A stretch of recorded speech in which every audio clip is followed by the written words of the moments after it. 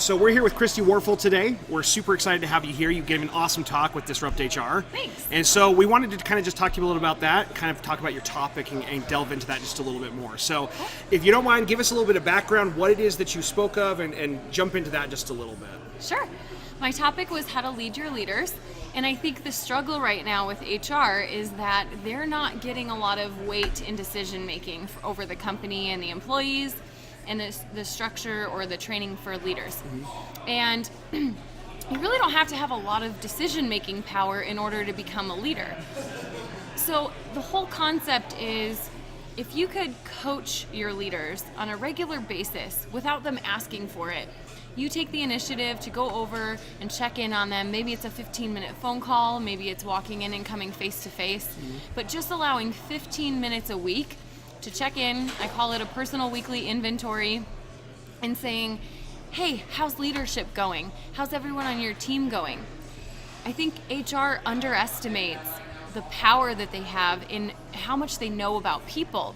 The biggest struggle for leaders are training them on how to lead people, right? They're usually good at a lot of things, whether it's technical or maybe they're very self-aware. But when it comes to helping others be self-aware and helping others succeed at their job, it's a whole new dynamic. Right. So you guys, the HR world just has so many resources, and you're so far ahead of the curve in understanding people. If you could just show up as a coach for leaders, that puts you in a leadership position without having any decision-making power at all. And so I wonder with that, because that's a great point, they do have the ability to lead people, right? As you kind of talk about lead your leaders. Why don't they? Like, what's the biggest holdup for them that stops them? Obviously, other than the decision-making power, right? Yeah. If you look at that, what prevents them from doing that? Why don't they lead their leaders? That's a great question. I think leaders, we have this whole, we don't want to look vulnerable, right? And so in every leadership role that I've been in, a lot of feedback that I've gotten has been hard to get. It's actually really hard to get feedback from my team, and it's really hard to find people to bounce ideas off of, because you don't want to look weak to your boss or like you can't handle the job that you've been given. And so where do you go outside of your friends? And if your friends don't really understand your dilemma or the company or the goals of the company, where do you go to get advice? And so there was an incident that I had with an employee, and I didn't go talk to HR about it until months in. I had tried everything. I tried approaching this person one way and then another way. I tried setting up their goals one way and then another way, and got feedback from all over the place.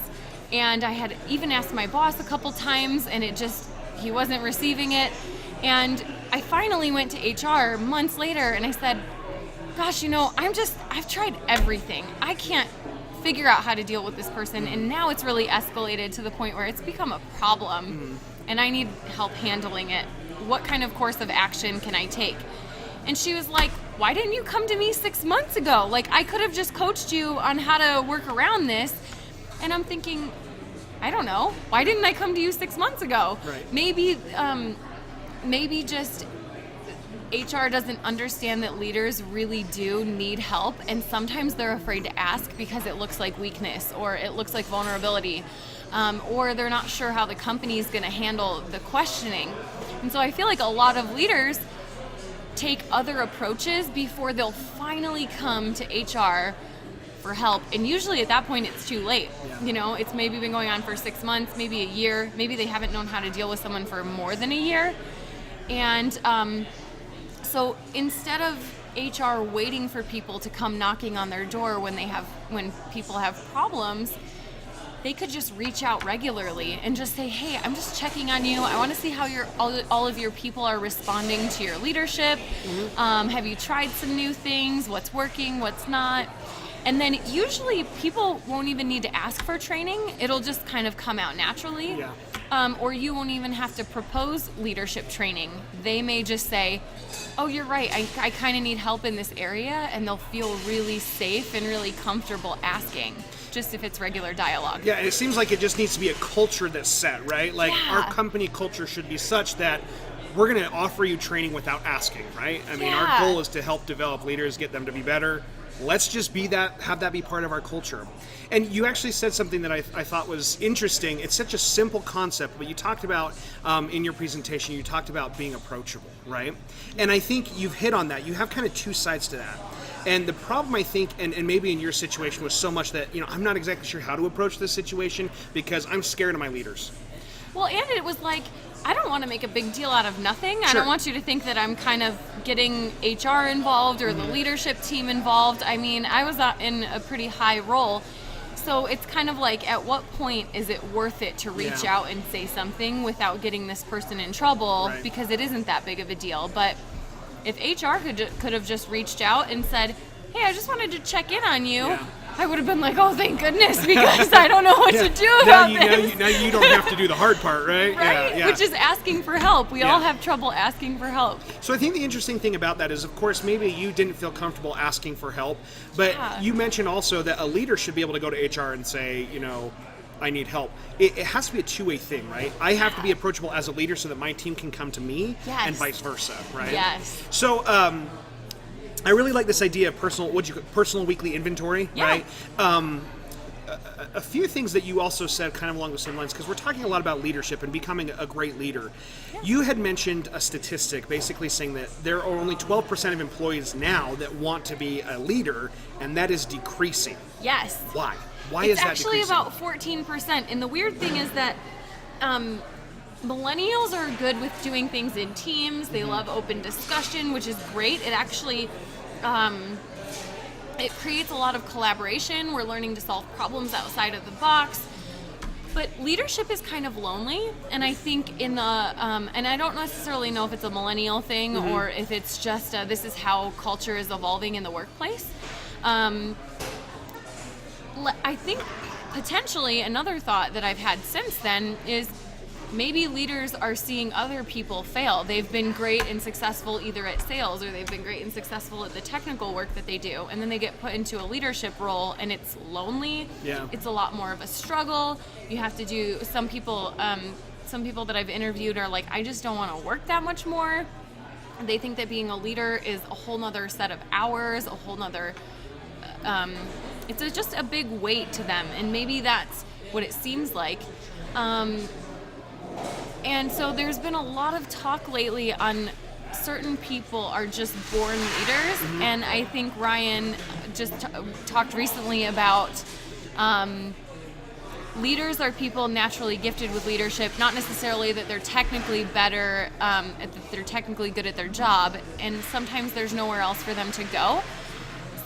I think that's kind of a big discussion, but the point I think that I was using for that figure or that percentage was that if we have leaders, it's really important to capture their attention and help them at any cost. Really, it's important to grow them throughout their career and help them evolve as leaders, because if we do find natural born leaders, or we do find people that are willing to step up and stand out and say, I'm ready for the next level, I'm ready for a new challenge, I'm ready to learn and grow, we should really be feeding that, because there aren't many people that are willing to step outside of their comfort zone right now, and that's decreasing. And so what can we do as HR to kind of harness the people who are stepping outside the box and kind of going like, hey, I'm ready for something harder.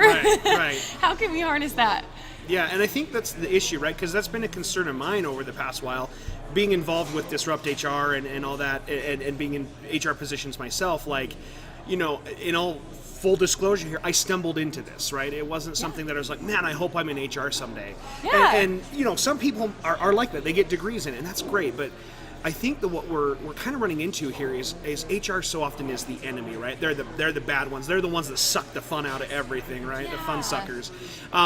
So I think we have to learn how to better present ourselves as HR representatives or as leaders or whatever that might be, because we do have a rising generation who is going to be filling these positions, so we need to get them ready for that, right? We need to make it more appealing and more something that they're looking forward to. And now, again, I also want to interject and just say, it's really hard when you've got a ton of work dumped on you and you are taking care of the policies and the hiring and the firing, and So I've seen in a lot of companies where there isn't specific leadership roles or there's not dedicated time for leadership in HR, and that can be a struggle. Yeah. But if you're really passionate about it and you really want to be able to change the way your company is structured and change the way leaders are developed and really influence the culture of leadership in your organization, it will take 15 minutes a person per week. That adds up.